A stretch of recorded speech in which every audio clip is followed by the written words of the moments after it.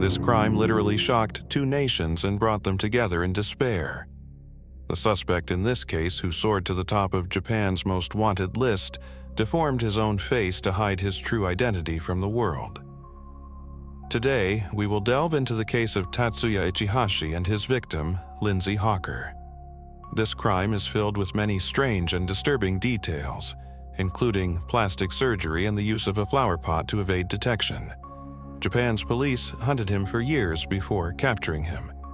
While today's story takes place in Japan, we begin deep in the heart of England, in a small town called Coventry, known for its medieval cathedral and, unfortunately, the destruction it suffered during World War II. Coventry has rebuilt itself over the last few decades and has become an important location in the UK, with easy access to London, Birmingham, and most of the country within a 2-hour drive. This well-situated city had a lot to offer its residents, and one of those residents was Lindsay Hawker. Lindsay was born on the 30th of December, 1984, to parents Bill and Julia Hawker, and was a happy child growing up. She also had two sisters named Louise and Lisa. She attended King Henry VIII School, and after graduating from college, she decided to pursue university education. She excelled at university and graduated with top honors in 2006. She was highly focused on her future career and was also well-liked by her friends. There was a lot of interest and excitement in Lindsay's life. She was talented, caring, and successful, but all of that wasn't enough for her. She decided to try something new before pursuing her master's degree. So, in mid-2006, she made a plan to take a gap year from her busy schedule. This plan involved traveling. She believed that taking a year off from her studies would give her a fresh perspective on life and help her see things from a different angle.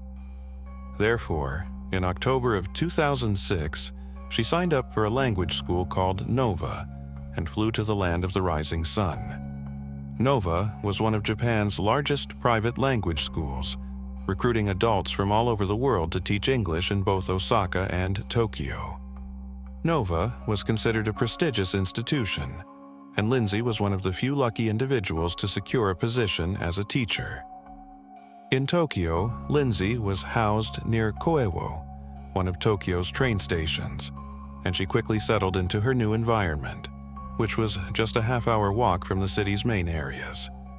Koewo was home to a variety of entertainment options, including food parks, shopping centers, temples, and just good bars. Tokyo truly had it all, and Lindsay was captivated by one of the most fascinating cities in the world. Later, Lindsay decided to move a bit further from the center of Tokyo to a place called Chiba. Rent was cheaper there, and it wasn't just her idea. She moved in with two other teachers who worked at different schools, and the three quickly became friends. After this, Lindsay's time in Tokyo seemed to fly by. Although she enjoyed her adventure, she often thought of home. Back in England, she had a loving family, many friends, and a boyfriend, so she kept in close contact with them via Facebook, Skype, and simple phone calls. 6 months passed after Lindsay's arrival in Tokyo, and it was March of 2007 when she had an unusual encounter. She finished her work for the day and returned to Chiba Station. While picking up her bike, a man approached her from behind. She turned around and the man greeted her, claiming she was his English teacher. Lindsay was confused by the situation. She was sure he wasn't one of her students. Without commenting, she walked away, but the man continued to follow her. Lindsay jumped on her bike and rode off, but the man chased after her, first quickening his pace and then breaking into a run. Given the many alleys and crosswalks in Chiba, it was simply impossible for Lindsay to lose him. He kept running and trying to start a conversation, asking where she was from and where she studied, but she still tried to shake him off. Finally, Lindsay reached her apartment, where she parked her bike. The man, known as Tatsuya Ichihashi, had been chasing her all the way home. When he caught up, he made a request that, despite his strange behavior, seemed simple and harmless enough. Tatsuya asked Lindsay if she could teach him English lessons. He felt he needed some help with the language and proposed meeting in a cafe, offering generous payment for her time. Lindsay politely declined, citing her busy schedule. Any spare time she had was for herself, to rest and enjoy. Tatsuya seemed disappointed by this response, but appeared to accept it. Then, unexpectedly, he asked another odd question. Out of breath from chasing Lindsay through the streets of Chiba, he politely asked if he could come in for just a minute to have a glass of water. Lindsay hesitated, but reluctantly let him into the apartment. Though she felt he was odd and made her uneasy, she figured it was a good opportunity to show him that she wasn't alone in the country and that she had some protection. This would also be a chance to show his face to her roommates in case he ever appeared again. They entered the apartment together, and while he was pouring himself a glass of water, he made his request again, but this time significantly raised the price. He now offered to pay Lindsay 3,500 yen, about $32 per hour, provided the lessons would remain strictly business. This was an offer Lindsay couldn't refuse. Though Nova helped her live in Tokyo, now she had the chance to earn a little extra money. Plus, it seemed like easy work. She agreed to his request, and they set a meeting at a cafe for a few days later. Tatsuya thanked Lindsay for agreeing, but before he left the apartment, he did something else. He pulled a pen from his back pocket, took out a piece of paper, and began drawing. A few seconds later, he handed her a sketch. It was a drawing of Lindsay. On the paper were also his name and phone number. Tatsuya Ichihashi was a 28-year-old man from the city of Ichikawa, also located in Chiba Prefecture. He was born in Gifu Prefecture on the 5th of January, 1979, and grew up there before moving to Chiba. He was raised in a wealthy family. His father was a doctor at a local hospital, and his mother was a certified dentist. As a young man, Tatsuya aspired to follow in his father's footsteps and become a doctor, but he failed his entrance exams and was denied further studies. However, he agreed to pursue a degree in horticulture. He graduated from Chiba University in 2005, and though his results were relatively good, Tatsuya didn't seek any employment. Instead, he lived off a monthly allowance from his parents, totaling 100,000 yen, or around $900 a month. And here we begin to learn a bit about Tatsuya Ichihashi's dark side. He had no prior convictions, but had been accused of theft and assault. Allegedly, he attacked a girl on the street and tried to rob her. The matter was settled out of court. His father is said to have paid the girl about 1 million yen, or $10,000. Tatsuya was also described as a loner, obsessed with physical fitness. He regularly went to a local gym and often cycled more than 25 kilometers each day. In addition to this, it was known that Tatsuya was a recluse and had no plans to seek employment. With $900 a month and $35 an hour for English lessons, he could easily afford his lifestyle. Now, back to Lindsay's apartment. After giving her the sketch with his name and number, Tatsuya thanked Lindsay for her time and the glass of water, wished her all the best, and left. Fast forward a few days. It was Saturday, the 24th of March, 2007. Lindsay contacted Tatsuya, and they arranged their first English lesson at a local cafe. Surveillance footage captured the two talking as they stood in line for drinks. Lindsay appeared relatively relaxed, but she subtly stepped back every time Tatsuya got too close. It is believed the pair sat and talked for just over an hour, and the lesson seemed to go according to plan. At the end of the lesson, Tatsuya claimed he had forgotten his money. "Don't worry," he said. "I live less than a kilometer from here. Why don't you come by, pick up your payment, and then you can go about your day," he suggested. Lindsay agreed, and they hailed a taxi. She hadn't brought her bike that day, and she had work scheduled for later that afternoon. So, when they reached Tatsuya's apartment, she asked the taxi driver to wait for her. The driver agreed, and Lindsay followed Tatsuya inside his apartment. Minutes passed, but Lindsay did not return. The taxi driver thought this was a little strange, but didn't give it much thought at the time. Perhaps her plans had changed. He eventually left, forgetting about the incident entirely. However, later that day, Lindsay didn't show up for work. Even worse, she never returned to her apartment. Her roommates, already noticing her absence and aware she had missed work, began to worry.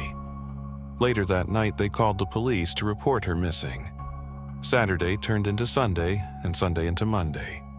Lindsay's family and friends back home in the UK were also becoming anxious, as she hadn't been in touch for days. The real panic set in on Tuesday, when she missed her second day of work. The school contacted her parents to inform them that Lindsay had missed 2 days of work. After this, they immediately got in touch with the police. It was at this point that the Japanese authorities began to take Lindsay's disappearance more seriously. The first thing the police did was search Lindsay's apartment, and the first people they questioned were her roommates. Luckily, they remembered the suspect. They mentioned that Lindsay had gone to a cafe with a man shortly before she disappeared, and they still had the sketch he had left behind. This was the first clue. Around 6 in the evening, 2 officers arrived at Tatsuya's home, but after knocking on the door, no one answered. However, his neighbors were home and allowed the officers to take a look from their balcony into Tatsuya's living room. The lights were off, but it seemed that someone was hiding inside. Strangely, a bathtub had been moved out onto the balcony. The officers immediately suspected something was wrong and called for backup. They were concerned that Lindsay might be held inside as a hostage. Within an hour, 7 more officers arrived. 3 hours after the first officers had arrived and backup was called, 9 police officers were now ready to enter and search Tatsuya's home. And then, unexpectedly, Tatsuya flung open the front door. In the ensuing chaos, Tatsuya darted past them. They tried to grab his backpack, but the straps broke, allowing him to escape. They couldn't keep up with him, as the building's narrow and confusing corridors gave him the perfect opportunity to slip away. Additionally, the police officers had no radio communication with one another, making coordination impossible. Just like that, in the middle of the night, Tatsuya Ichihashi vanished into the streets of Tokyo. Later, police searched his apartment, uncovering a horrifying scene: the bathtub. Inside, they found Lindsay Hawker's naked body. She had been buried in that very bathtub, which Tatsuya had moved out onto the balcony. The tub was filled with a mixture of sand and soil, nearly covering Lindsay's entire body. Only her right arm was partially visible above the surface. She had been bound with plastic ties, and a gag had been placed in her mouth. There were visible scars and bruises on her upper body, indicating that she had endured a prolonged attack. Her belongings were scattered around the room. In addition to the soil and sand, Tatsuya had added chemicals to the bathtub to speed up the decomposition process. He had also sprinkled flower seeds over the top to disguise the tub as a planter. The seeds would eventually feed off Lindsay's body. Adding to the horror, it was discovered that Tatsuya had shaved all of Lindsay's hair off her head. Police also found several wigs in Tatsuya's apartment, leading them to believe he might have been disguising himself as a woman. This case quickly drew public attention, and rumors spread that Tatsuya may have killed Lindsay to wear her hair as a wig. The following morning, Tatsuya Ichihashi was officially declared wanted throughout Japan. The police swiftly distributed wanted posters across the country, and his face was featured on several news websites. Anyone with potential information was encouraged to come forward for questioning. Police raids were also conducted in places where Tatsuya might have been hiding. Yet, despite their efforts, Tatsuya seemed to vanish like a ghost. In the following weeks, there were almost no reports of sightings, and the few that did come in led to dead ends. The police were so determined to catch him that they even released photoshopped images of Tatsuya wearing various wigs, just in case he was using disguises. But Tatsuya proved to be a master of evasion, and he remained undetected, his whereabouts unknown for weeks, then months, and eventually years. This deeply frustrated Lindsay's family. In addition to the unimaginable pain of losing their daughter, they felt as though the killer had gotten away with it. And there was more. Lindsay's family felt that the Japanese police were becoming lax and careless in their investigation over time. This frustration reached such a point that, several months after Lindsay's death, her parents flew to Japan to learn more about the man who had taken their daughter's life. At that point, her father, Bill, did something rather unusual. He went to a bar where he had arranged a meeting with members of the Japanese mafia, the Yakuza. Before asking for their help, he handed over 2 bottles of whiskey as a gift. Soon, the Japanese police found themselves in the spotlight. How had a group of 9 police officers let a single criminal escape? Why had it taken months to interview witnesses? And why was the image on Tatsuya's wanted poster 7 years outdated? A rift began to develop between the police and Lindsay's family, and soon the British and Japanese media became involved. Meanwhile, Tatsuya was still on the run. In fact, during this time he traveled across much of Japan. From Aomori, one of the northernmost cities in Japan, to the southern island of Okinawa, Tatsuya continued to hide and remained undetected. He even lived on a remote island in a concrete bunker to avoid capture. A year after Lindsay's death in 2008, and up until 2009, Tatsuya was living in Osaka. Located not far from Tokyo, Osaka is a large city and a commercial hub on Honshu, the biggest island in the Japanese archipelago. Osaka is known for its modern architecture, vibrant nightlife, and incredibly delicious street food. During this time, Tatsuya mostly lived in internet cafes and worked at construction sites to survive. With the money he saved, he underwent plastic surgery to alter his appearance and avoid detection. However, he had already been altering his looks by crude methods ever since he had been declared a fugitive. He had used scissors to cut off his moles and parts of his lower lip. Eventually, he even threaded a wire through his nose to change its shape. By the summer of 2009, the police were desperate to find Tatsuya. At that point, the National Police Agency decided to increase the reward for information about him from 1 million to 10 million yen. They also announced that Tatsuya might have undergone plastic surgery, which meant he could have a different appearance. Therefore, people were urged to pay closer attention and look for distinct features. And this strategy worked. In October of 2009, a plastic surgeon in Nagoya informed the police that he believed he had just worked on Tatsuya. Foolishly, Tatsuya had agreed to have his before and after surgery photos taken. These same photos were handed over to the police and eventually circulated worldwide. Tatsuya panicked.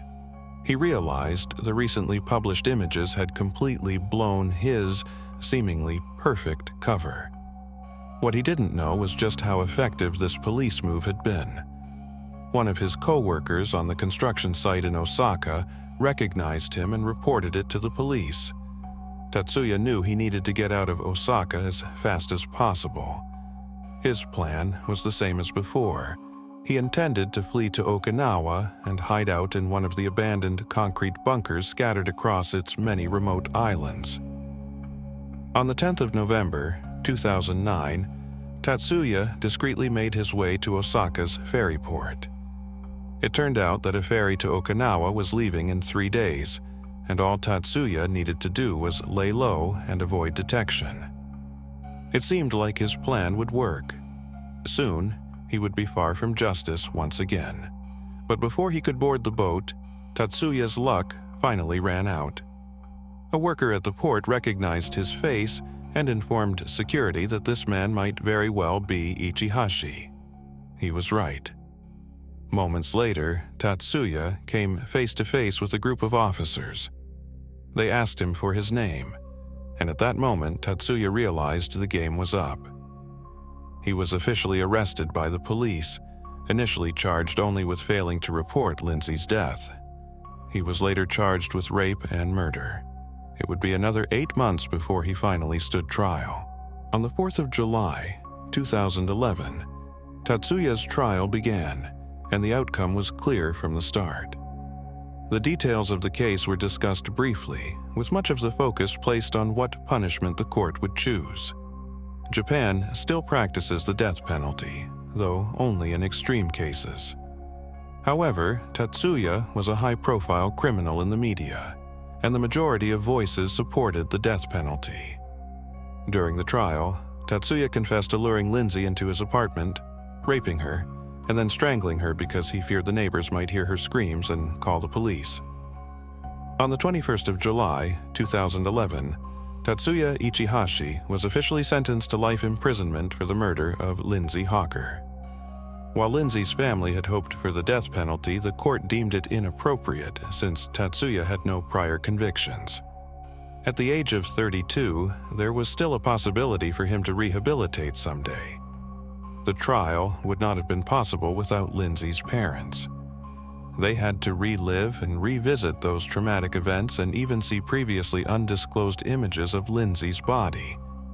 It's something no parent should ever have to experience.